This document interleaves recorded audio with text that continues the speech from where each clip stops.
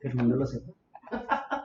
A las 3:12 de la tarde nosotros nos encontramos nuevamente en CTU Radio y en esta oportunidad queremos analizar la situación que se presenta en el Instituto Nacional Penitenciario y Carcelario en Colombia. Muchas hipótesis e investigaciones ha generado a la opinión pública. La fuga del pasado 1 de octubre de la senadora Aida Merlano ha sido tendencia en redes sociales. De igual manera, en las últimas horas este suceso entra a la historia de Colombia como una de las burlas más recientes del sistema judicial en el país y deja en evidencia además problemáticas administrativas del Instituto Nacional Penitenciario y Carcelario en nuestro país. ¿Es responsabilidad del dragoniante que estaba custodiando a la ex senadora en ese momento? ¿Es responsabilidad de la directora de la cárcel, el Buen Pastor? ¿Cuál es la responsabilidad del exdirector del IMPEC, el cual acaba de pedir su renuncia? ¿Está en crisis el Instituto Nacional Penitenciario y Carcelario? ¿Existe una crisis en este mismo? Estas dudas las vamos a solucionar hoy en este programa de CTU Radio, para lo cual nos acompaña, por supuesto, en la mesa de trabajo Yamile Garzón, presidenta de FEDUSTRAF Bogotá. Yamile, bienvenida. Hola, Leoman, muchas gracias a Leoman y a todos, a Johan, a Freyman, a Luchito detrás del sonido. Muchísimas gracias por la invitación al programa. De igual manera, también, como lo dijo Yamile, hace presencia Johan Alcalá. Él es presidente del sindicato, organización sindical filial a nuestra central de trabajo CTU-STRAF Sinalpe. Muy buenas tardes, Leuman, muy buenas tardes a toda la mesa de trabajo y a todos los que nos están viendo y escuchando en este programa tan importante de la CTU USTRAP. Un saludo muy especial a todos. Vamos a resolver algunas dudas frente a esta importante noticia o situación que se dio con esta exparlamentaria Aida Merlano. También saludamos a Freyman Pérez, él es directivo de nuestra central de trabajo CTU USTRAP. Muy buenos días, Leoman, muchas gracias por la invitación y un gran saludo y abrazo a todos los oyentes. ¿Cómo se puede interpretar, Joan, precisamente la situación que está viviendo el IMPEC en este momento?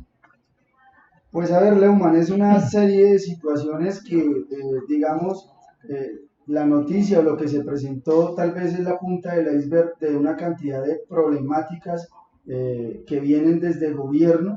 Es decir, nosotros como organizaciones sindicales todo el tiempo hemos denunciado la crisis en el sistema penitenciario, pero esa crisis viene de la misma, podríamos decirlo así, el abandono estatal, el abandono del gobierno, en el cual a nosotros no nos prestan atención a las diferentes solicitudes que nosotros presentamos. Por ejemplo, hemos presentado solicitudes en el déficit de guardia, hemos presentado al gobierno nacional, obviamente, hemos presentado solicitudes en el tema de infraestructura, debido a que hay unos establecimientos que de verdad son indignos para las PPL o las personas privadas de la libertad. Hemos presentado solicitudes referente al tema de salud de los PPLs, al tema de alimentación, y todo esto pareciera que el gobierno hace oídos sordos. Lo único que se ve actualmente en las entidades como la nuestra, en el IMPEC, en la USPEC también, es una politización de estas entidades, donde ponen personas a dirigir estos institutos, personas que no tienen experiencia realmente en el sistema penitenciario y que llegan a aprender y que llegan a cometer error tras error. Entonces, el problema de todo esto es que terminamos pagando nosotros, la Guardia Penitenciaria, que conocemos del sistema, terminamos pagando nosotros la Guardia Penitenciaria, que en últimas no tenemos voz frente al gobierno nacional. Entonces, es muy preocupante, Leuman, toda la situación que se presenta, pero más preocupante que el gobierno nacional realmente no le ponga cuidado al sistema penitenciario y nombre personas sin experiencias a dirigir estas entidades. Sí, Johan, es que creo que una de las, digamos que podamos explicarle a la gente un poco que nos está viendo es cuál es el déficit que presenta hoy el IMPEC con relación a lo que debe atender, porque muchas de las situaciones que vemos pues usualmente se culpan es a los trabajadores, en este caso a los guardianes o al cuerpo de custodia y vigilancia, como se llama, y realmente pues hablemos de la situación de déficit específico que tenemos, qué tanto porcentaje es la ausencia, cuántos guardianes hay, para cuántos presos cubrir, porque esas cifras creo que nos pueden dar como luces en identificar cuáles son las situaciones que se vienen presentando, no solo en este caso de Aida, pues porque es un caso famoso, una senadora, pero con muchas otras personas que están privadas de la libertad o que deben estarlo o que están en proceso y a las cuales pues no puede haber una respuesta efectiva. Sí, Yamile, mire, y a todos los que nos escuchan, es lo siguiente, mire, nosotros tenemos actualmente una planta alrededor de 16.000 funcionarios, de los cuales realizan labores de custodia y vigilancia y labores administrativas. Hace no poco más de un año se hizo un estudio por parte del Departamento Administrativo de la Función Pública y acompañado también con el Ministerio de Justicia y el Ministerio de Hacienda, y ese estudio reveló con cargas laborales en el Instituto Nacional Penitenciario que estábamos en un déficit de más o menos 16.000 funcionarios más, es decir, nosotros, la planta para nosotros poderla tener completa, necesitamos alrededor de 16.000 funcionarios nuevos, ¿sí? ¿Qué ha hecho el gobierno? El gobierno, para conjurar la crisis de hacinamiento, lo que ha realizado es tratar de crear cupos en algunas cárceles, ampliarlos, pero esto no da abasto, porque miremos el populismo punitivo que nos está llevando a hacinar cada día más las cárceles. Entonces se crean cupos carcelarios, pero la planta no aumenta. Entonces el dragoniante, el cuerpo de custodia y vigilancia en general, le toca doblarse en trabajo, le toca doblarse en esfuerzo físico para poder, responder a toda esta carga laboral. Esto es bastante preocupante porque mire lo que pasó acá con este tema de Aida Merlano. Nosotros puntualmente las remisiones se deben cumplir mínimo con 2 guardianes por cada interno, pero 2 guardianes custodiándolo al pie del interno, al pie de la interna, es decir, no como sucedió acá, donde una sola guardiana estaba cerca de la interna y el otro guardián se encontraba en el vehículo, obviamente, porque no puede dejar el vehículo abandonado tampoco, que es un vehículo oficial, ¿sí? Donde en algunas situaciones el mismo cuerpo de custodia y vigilancia le toca sacar de su bolsillo para la gasolina, para arreglar problemas de llantas, de motor, de una cantidad de cosas. Entonces, digamos que en esta situación, una sola guardiana custodiando a esta persona de este perfil, donde el único responsable aquí es el director saliente del INPEC, que le baja su esquema de seguridad, le baja el perfil y pues pareciera, ¿no? Nosotros en nuestra interpretación pareciera que fuera premeditado desde el mismo gobierno nacional en cabeza del director general esta fuga de esta parlamentaria. Freyman, al conocer el proceso, digamos los detalles en el contexto en el cual se fugó la ex senadora, también se conoció que la consulta médica, la cual ella fue, duró 4 horas aproximadamente. A veces uno desde el rol del trabajador se pregunta si solamente había una persona encargada del INPEC de cuidar a la ex senadora, en qué momento ella se retira si tiene una necesidad básica, por ejemplo. Después de 4 horas tiene que estar cuánto tiempo ahí sin perder el contacto visual con la persona. Muy buenos días. Leoman, lo que sucede aquí, el ejercicio que pasa aquí es que es la estratificación de todos los servicios. Normalmente una cita médica no dura más, todos los que hemos ido no dura más de 15, 20 minutos. Pero aquí, como es un tema particular, un tema privado, porque la ley así ha facultado para que las personas puedan renunciar al servicio médico que establece los establecimientos, y ellos pueden adquirir el propio cuando tienen los recursos. Entonces adquiere este servicio, y es un servicio que se sale de todo lo típico, que son 20 minutos, es muy rápido, la gente está ahí pendiente y le devuelven el privado la libertad para el establecimiento. Esta cita médica desde el principio va mal, porque es que es para un tema odontológico, un tema más de estético, que realmente propenda a buscar un beneficio hacia la salud o hacia la vida.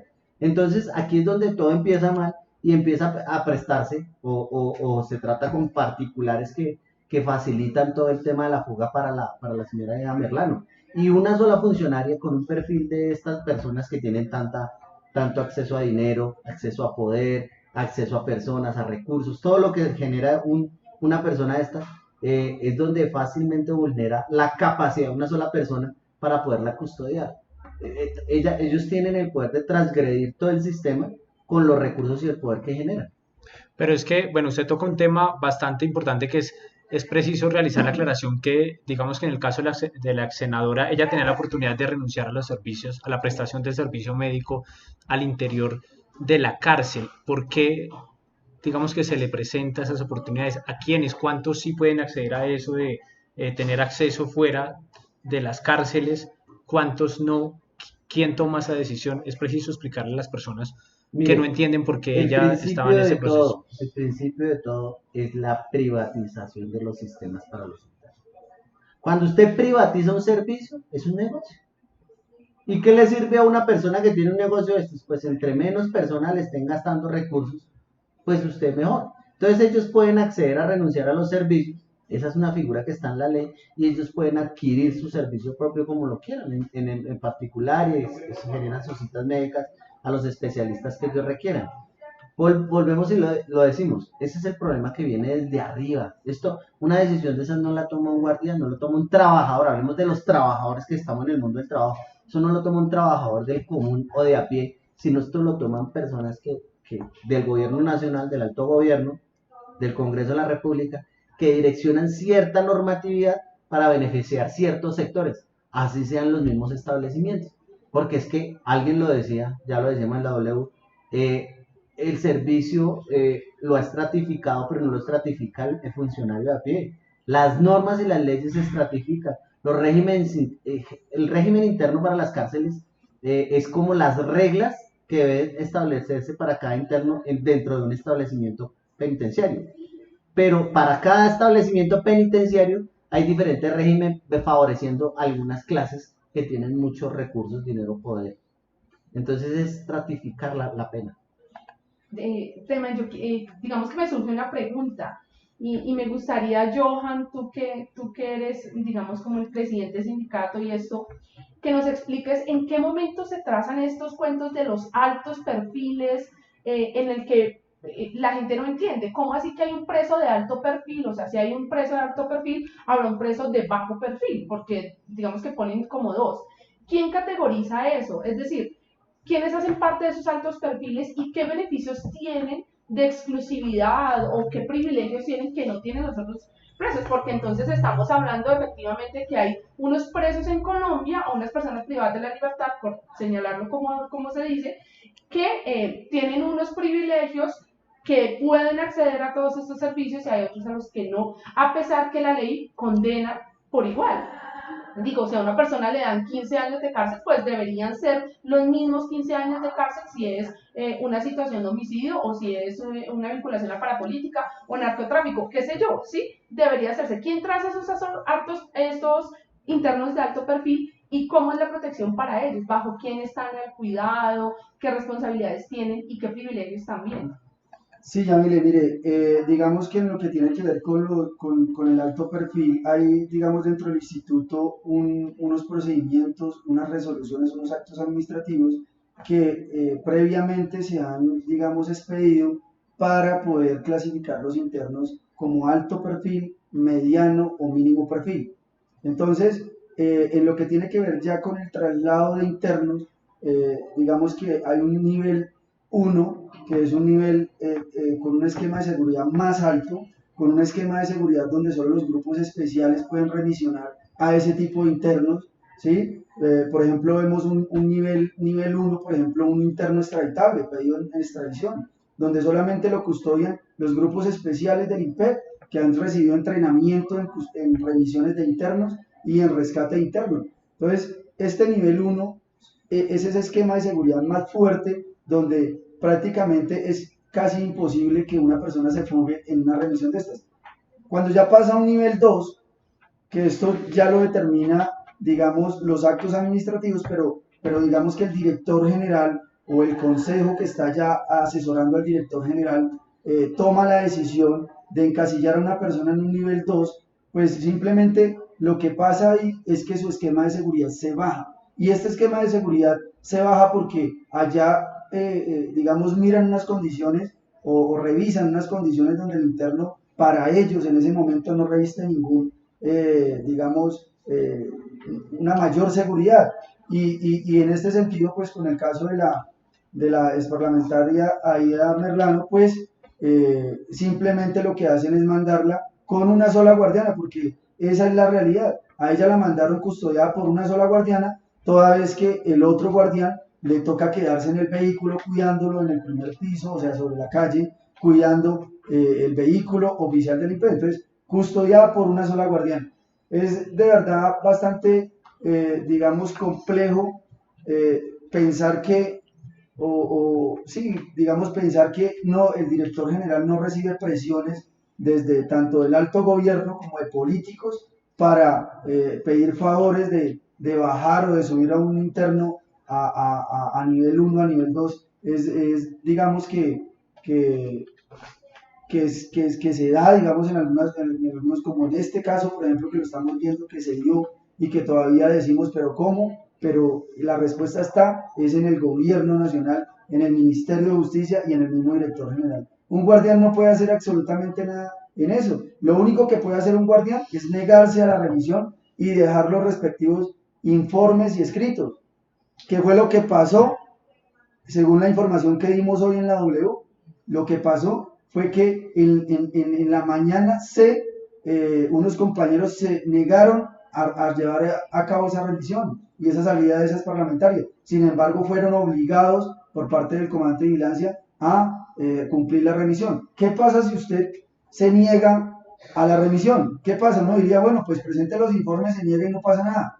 No, sí pasa. Allá lo ven a usted como una persona que no quiere hacer el trabajo, como una persona que realmente en el mundo del trabajo dicen, usted no sirve para nada, y las consecuencias de eso son un traslado a otra ciudad, un informe disciplinario por negarse a cumplir, o obstrucción a la justicia en el caso ya penal.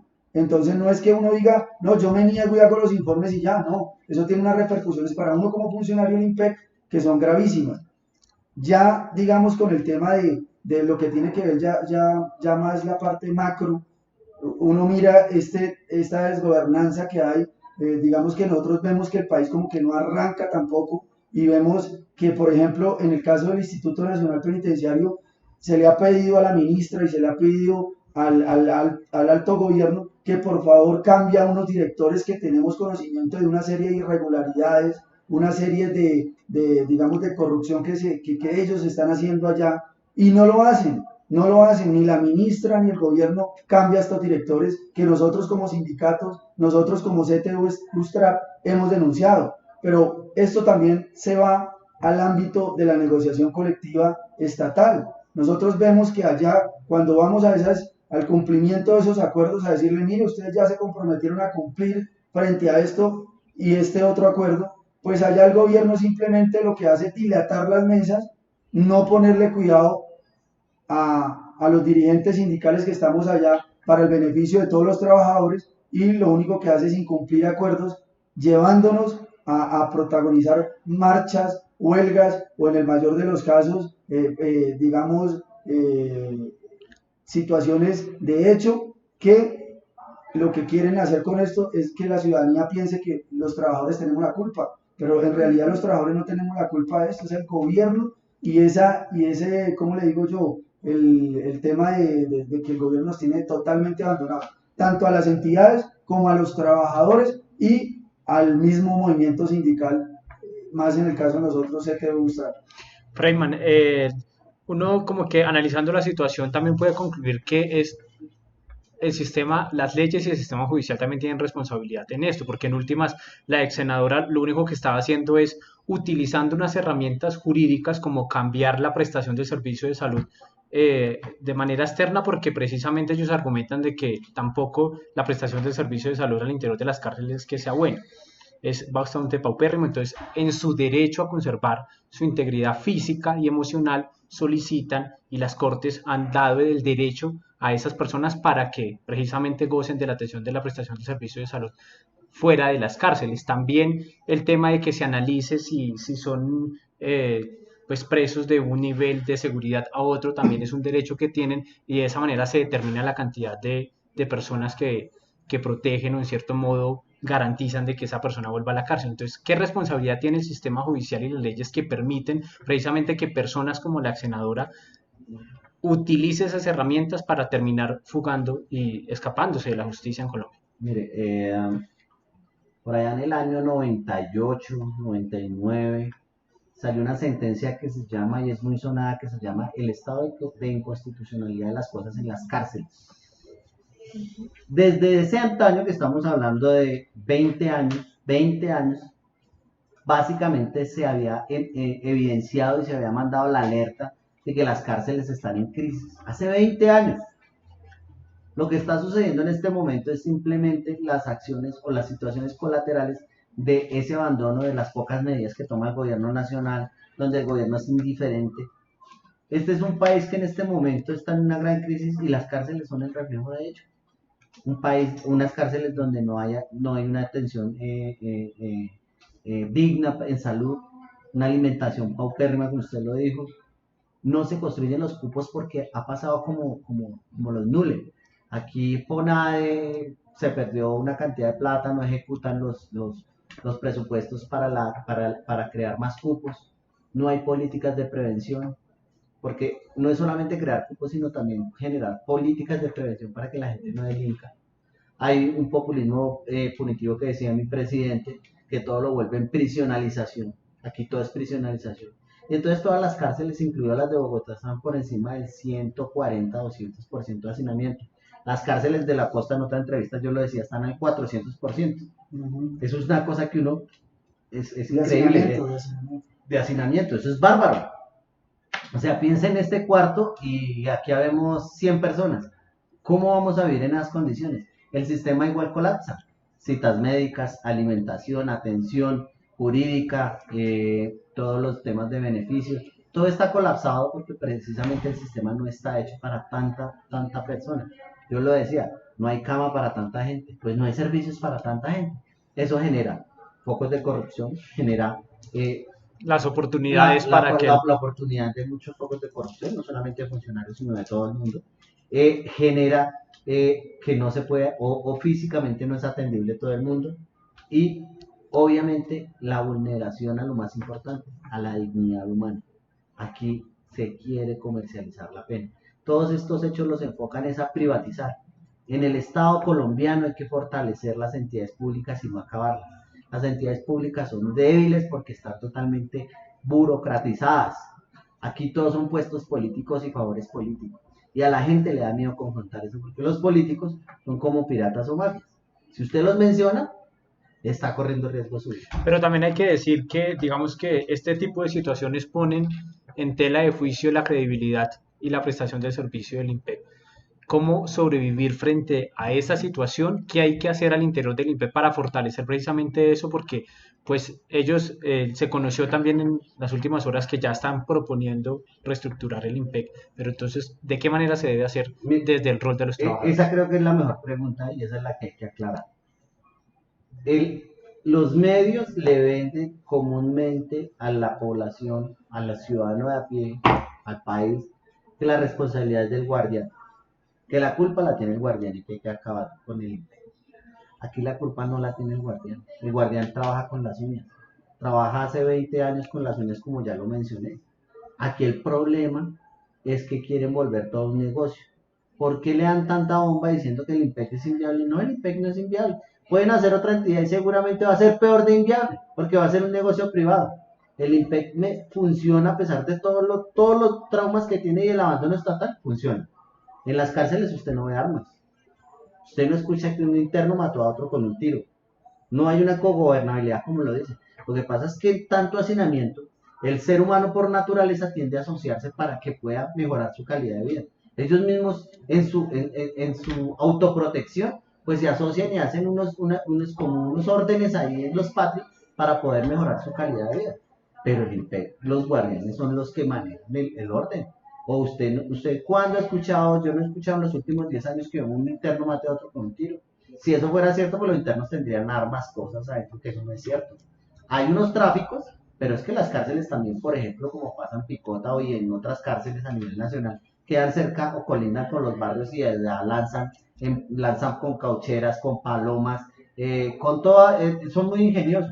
Entonces, el gran tráfico, el 80 o 90% del tráfico que está en las cárceles, no tiene nada que ver con los funcionarios. Los funcionarios tratan de hacer las cosas bien, pero estructuralmente y físicamente es casi que imposible. Me surge una pregunta y me parece que además es una situación bastante grave en materia de derechos humanos y bueno, de derechos humanos a nivel nacional, no solo para las personas, digamos, que están vinculadas en algunos niveles de criminalidad, sino también para los trabajadores del IMPEC y para toda la estructura. ¿Cómo es posible que se declare el estado de inconstitucionalidad desde 1998, como tú lo has señalado, y pasan 21 años? Es decir, ¿cuántos gobiernos han pasado y no ha sucedido nada? Porque creo que ahí debería ser nuestra reflexión también un poco. O sea, ¿cómo esto no hay posibilidad de intervención, no hay intervención en términos de derechos humanos? Porque además yo quisiera recordar pues que una de las tareas del IMPEC no solamente es la custodia y la vigilancia, sino pues digamos que toda la estructura que tiene que ver, claro, con el tratamiento de las personas, digamos que el tema de los derechos humanos y la promoción o el cuidado que se cumplan los derechos humanos fundamentales de las personas, pero si no hay las mínimas condiciones y si hay un declarado estado de inconstitucionalidad, ¿qué hacer? ¿Cuál ha sido la responsabilidad de los gobiernos frente a este tema particular? Yo creo que las organizaciones sindicales han hecho un gran trabajo en ese tema y yo creo que esto hay que llevarlo como la política que la lleva Austral. Creo que esa política de Austral es única y de la más acertada, que es las denuncias de tipo internacional. Aquí al Estado colombiano tiene que sancionarlo y tiene que tomar las medidas la comunidad mundial, porque las personas, porque son personas privadas de la libertad, están siendo vulneradas en todo. Nosotros hemos expuesto una vez en semana, y perdón la cuña semana, expusimos ahí un tema de un interno que tenía cáncer y le daban acetaminofén y lo trasladaban los otros internos en una silla de rimas. Una cosa bárbara, ese interno, usted se le acercaba y olía a carne podrida porque el interno físicamente estaba podriendo. Y el sistema de salud no le da nada. 240.000 millones de pesos en una emergencia carcelaria y todo se perdió. Contrataban con Salud cuando estaba intervenida. Hechos que hemos denunciado y otros más, pero la verdad, las entidades de control son muy lentas, no ejercen los controles que deben ejercer y así ha sido el Estado colombiano con las cárceles, con sus cárceles. Totalmente abandono. Freyman, digamos que yo quiero puntualizar en lo siguiente y es, por ejemplo, lo que preguntaba ahorita Leumann frente al tema de salud, en el cual por intermedio de la Corte, los PPL o los privados de la libertad pueden renunciar al sistema de salud que le ofrece el IMPEC a través de la fideoprevisora, que también el tema de la salud hoy en día, hoy por hoy está privatizada también. Entonces, y es en lo siguiente, cuando el interno puede renunciar a esa salud que le ofrece el Estado y la puedo pagar de manera privada, pues yo vulnero la seguridad de las cárceles. ¿Por qué la vulnero? Porque yo puedo ir a un centro médico privado, a unos médicos privados, a unos odontólogos privados y decirle, yo necesito que ustedes me den una cita así, porque estoy pagando privadamente. Entonces, allá al establecimiento carcelario llega la orden de una cita médica, como lo que pasó con esta señora, para una estética dental, ¿sí? Que no es algo vital. Y como no es algo vital, pues en ese sentido el IMPEC debió haberse negado, digamos el director general debió haberse negado, pero las presiones son muy fuertes. Entonces, algo puntual es, la salud que la pagan los internos de manera privada sí vulnera la seguridad de las cárceles. Es decir, daña todo el sistema de seguridad que se pueda montar para nosotros poder custodiar a los internos. El segundo, digamos, otro punto ahí, nosotros como reflexión queremos dejar es que nosotros debemos proteger la institucionalidad, es decir, las instituciones no se pueden acabar, las instituciones del Estado no se deben terminar porque tienen, digamos, algunos puntos negros o algunas situaciones de corrupción que se presentan en determinados casos. Lo que hay que hacer con las instituciones es depurarlas, fortalecerlas con los trabajadores, con ampliaciones de planta, ¿sí? Que aquel funcionario que esté cometiendo actos de corrupción que le caiga todo el peso a la ley y se debe sacar de la entidad, pero las instituciones no se pueden acabar porque, como dijo mi compañero Freeman, así creen una o dos o tres instituciones más. Si el personal o el factor humano no funciona, pues realmente nosotros nunca vamos a tener institucionalidad firme y seria. Otro tema es el que preguntaba Yamile, que es en el tema de la estratificación, y yo pues lamentablemente tengo que decirle que en las cárceles sí hay una estratificación ya, digamos, de los internos como tal. Hay unos internos que realmente están allá asignados en una celda, asignados en el pabellón, y que no tienen realmente ni siquiera para poder brindarle una llamada a un familiar, ¿sí? Pero otros internos que tienen el poder económico, el poder político y el gobierno para poder estar en mejores condiciones, auspiciados por el director general, auspiciados por el Ministerio de Justicia y el Gobierno Nacional, donde les ofrecen absolutamente de todo: salud, donde les ofrecen mejor alimentación, donde les ofrecen mejor habitabilidad. Hay internos que nosotros conocemos en las cárceles donde tienen un interno, una celda por cada interno, es decir, una habitación por cada celda, con sus televisores, con todo. Es decir, si hay una estratificación. En las cárceles hay estratificación. El que tiene plata y poder vive mejor que el que no tiene. Eso es una cruda realidad que tenemos que enfrentarlo, pero no es de la guardia, no es porque nosotros los guardianes digamos, no, tengámoslos así o no. No, esos son órdenes de arriba, de gobierno nacional, de ministerio y ejecutado por las directrices que emite el director general. ¿Sí? Ya digamos con el tema de lo que nosotros hablábamos, todos estos casos se han puesto en conocimiento por parte de la central, por parte de los sindicatos, también cuando se ha ido a participar, digamos, de los diferentes escenarios a nivel internacional. En la OIT, por ejemplo, se han tratado de llevar todos estos casos y poner en conocimiento, pero lamentablemente pasa que también hay unas centrales tradicionales, digámoslo así, que también le ponen el palo a la rueda a todas estas denuncias y entonces dicen, no, el gobierno colombiano respeta el movimiento sindical, el gobierno colombiano respeta a los trabajadores, el gobierno colombiano fomenta el diálogo, pero lo que nos damos cuenta es que en la realidad no es así, que en la realidad nos toca luchar, que nos toca hacer huelgas, que nos toca hacer protestas, que nos toca hacer una cantidad de cosas para que medianamente nos den por lo menos alguna condición para poder trabajar o para poder hacer la labor. Entonces, eso no es nomás así y yo pienso que desde la OIT también se tiene que mirar los trabajadores y decir qué está pasando con el gobierno colombiano, que aquí realmente lo que estamos viendo es un país totalmente autoritario, un país que aunque la cortina de humo es la democracia, pero realmente el autoritarismo es total acá en Colombia, donde nosotros simplemente estamos prácticamente llegando a un esclavismo moderno, ¿no? O sea, que es el... Un chiste les voy a contar, Sí. dijo Alcalá, mi compañero Freyman, y Freyman dijo que compañero sonaba muy izquierdoso, entonces le va a decir camarada Freyman, para que sea más camarada Freyman. Muchísimas dudas quedan hoy a partir de eso y creo que podríamos profundizar porque, por ejemplo, me queda la duda sobre la estigmatización que tienen los trabajadores que han cumplido eso, los traumas que viven o por ejemplo las condiciones de estrés postraumático, las enfermedades derivadas de todo esto. Bueno, hay un 25% de trabajadores en estas condiciones, pero además tienen que ser ubicados y bajo esas condiciones también ¿cómo haríamos? Y yo creo que eso podríamos hacer como todo un escenario, pero le voy a decir al camarada Freyman es cómo hacer, el término es muy capitalista, pero un poco más eficiente en la entidad. ¿Cuáles serían estas fórmulas de poder decir, claro, nosotros estamos, y esa es la postura de nuestra central, obviamente por defender las entidades públicas, por fortalecerlas y por no dejarlas acabar? Y en ese sentido, obviamente defendemos los escenarios como el INPE, lo que significa que la custodia de todo eso esté en los escenarios públicos y no en manos privadas, pero cómo hacer un poco más eficiente esta situación, cómo hacer un poco más eficiente la entidad.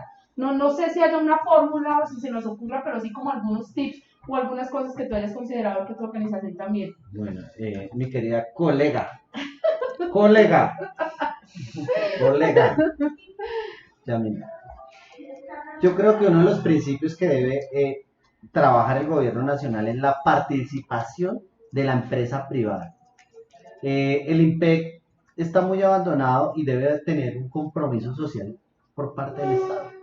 Yo creo que hay que fomentar el trabajo, hay que fomentar muchas actividades que los internos desarrollan, que eso les daría una mejor calidad de vida, ingresos, menos ocio, inversión de las empresas que generaría más cupos de trabajo, de posibilidades de desarrollo, del mismo tratamiento penitenciario y de la capacitación de los PPL, de las personas privadas de la libertad, hacia la sociedad, la reincorporación a la sociedad, que es lo que se busca tanto. Entonces, uno de los principios sería la inversión de la empresa privada. La otra es que el sistema tiene que apartarse de toda la burocracia que maneja. En este momento nosotros somos dos entidades que fungen para un mismo fin, que es la OSPEC y el IMPEC. Entonces tenemos que hablar del sistema penitenciario como tal, que es OSPEC y IMPEC, y la OSPEC tendría que empezar a ejecutar los recursos. Nosotros hablábamos hace un mes que más o menos la OSPEC iba en ejecución de un 28, no se iba mucho más abajo, iba como en un 2-3% de ejecución a mitad de año. No sé en qué momento lograron ejecutar el 28%, pero así ha pasado todos los años. Y entonces cada vez que no se ejecuta el total del presupuesto, pues ustedes sabrán que el presupuesto es sancionado, entonces le van quitando recursos a toda la ejecución para los privados de la libertad. Fuera de esto, parte de lo que les recortan, pues otra parte se pierde. Y no hay planeación. Miren, nosotros denunciábamos en algún momento que, por ejemplo, en una cárcel de varones, cuando había todo el tema de la crisis de la emergencia carcelaria por salud, llegaban supositorios, estos óvulos que utilizan las damas, llegaban a cárceles de varones. No decían, ni siquiera tienen en serio, suena jocoso, pero es que es trágico. En las cárceles no habían gasas, o no hay un servicio tercerizado pues muy regular. Yo les decía en la Defensoría del Pueblo, ante el doctor Negret y el doctor Rojas, que es el director de atención y quejas a nivel nacional de la Defensoría del Pueblo, que la OSPEC había contratado, por ejemplo, con Salud cuando estaba en intervención, que ya lo dije, y aparte de eso, todas las falencias que pueda presentar un sistema, los está presentando la OSPEC, porque las personas que llegan allá desconocen totalmente el sistema penitenciario y no están ejecutando nada, no están siendo funcionales. Nosotros le invitábamos al director de la OSPEC que llevara al personal a conocer, aunque sea un día, la cárcel, para que supieran cómo funciona. Es que aquí hay que empezar a componer una cantidad de situaciones que van a llevar que el servicio mejore. Lo que pasa es que el servicio no es solamente la seguridad, sino es un todo. Y en ese todo, pues los internos están inconformes. A uno les sorprende, de verdad, ellos cómo no tratan de fugarse más seguido, cómo no hay revueltas todos los días, porque el inconformismo que hay en la parte interna es muy grande. Y recae sobre el funcionario. O sea, el funcionario es directamente una víctima, porque por eso hay tanto reubicado, porque es que la enfermedad que le da a un interno se vuelve un efecto rebaño, que lo decía un médico especialista, que no se hace unos efectos rebaño, que todo el mundo se enferma, y como obviamente el funcionario está con ellos, pues uno también se enferma. Los ambientes en las cárceles, usted ingresa y usted siente ese peso tan fuerte que hay en los establecimientos. Sí, yo quería complementarle un poco en la pregunta que le hacía el compañero de la eficiencia. Colega. Y en el camarada Fernández. Colega. En ese Muy bien, sentido, Johan. en ese sentido, mire, yo pienso que las personas que van a dirigir el Instituto Nacional Penitenciario o el sistema penitenciario en general, tienen que ser personas que realmente conozcan el instituto, conozcan el sistema, que tengan mucha experiencia. No puede ser un general de la policía que sabe mucho del tema de seguridad ciudadana y una cantidad de cosas, pero del tema penitenciario no sabe, y eso es algo exclusivo de nosotros, la Guardia Penitenciaria, y algo exclusivo de nosotros, el INPEC, ¿sí? Nosotros encontramos profesionales de nosotros que tienen doctorado, pero que nunca les dan la oportunidad para poder dirigir el sistema penitenciario. ¿Por qué? Por el tema de la burocracia. Segundo, se debe fortalecer la planta. Nosotros, con un déficit de 16.000 funcionarios, es muy difícil, de verdad, es casi imposible, es una labor titánica. Supera la misma planta que hay ahora. Exacto, es una labor casi titánica nosotros poder responder en todo el tema de seguridad y en todo el tema de tratamiento, fortalecer la infraestructura. Nosotros tenemos cárceles de más de 50 años construidas, de una cantidad de años que ya se caen a pedazos digamos, no hay Colegios o electricidad, conventos, viejos. eso parecen de verdad, es una vaina impresionante por dentro, uno las ve Panóptico. y son destruidas totalmente. Las cárceles por dentro son una vaina que uno le da hasta temor. Digamos, hablando de las cárceles viejas, ¿no? Porque ya hay unas nuevas que han construido y que se ven un poco más decentes. El fortalecimiento del tratamiento penitenciario. El fortalecimiento del tratamiento penitenciario pensamos que es muy importante en lo que hablaba Freyman de trabajo, estudio, enseñanza a los PPL, y algo muy importante para nosotros es que no se ha regulado la jornada laboral, es decir, nosotros hemos pedido en todas las negociaciones colectivas que por favor nos regulen o nos reglamenten la jornada laboral, porque esto, el exceso de trabajo, el exceso de jornada laboral, que a veces hay semanas que nosotros hacemos 106 horas semanales, 106 horas de trabajo semanales. Actualmente tenemos, la tabla actualmente son 745 funcionarios con situaciones de recomendaciones médico-laborales y en la gran mayoría por enfermedades mentales. Entonces uno no puede desconocer, y la sociedad tiene que conocer, que nosotros realmente, digamos, trabajamos con las uñas y nos damos la lucha, sin embargo, la pelea para sacar la institución adelante, pero es difícil con el desgobierno, con el abandono del Estado y con toda esta politización y burocracia que hay en las entidades. Es muy complicado. Bueno, esos son los retos que debe de asumir el Instituto Nacional Penitenciario y Carcelario en Colombia, no solamente para mejorar las condiciones de las personas privadas de la libertad, sino también de los funcionarios que conviven allí. Muchas gracias a todos ustedes por acompañarnos estos minuticos a la mesa de trabajo para ayudarnos a entender un poco lo que pasa con esta entidad que sin duda está en crisis y que requiere una reestructuración interna. Gracias, colega León. Gracias, Lema. Decir colega, ¿sí o no?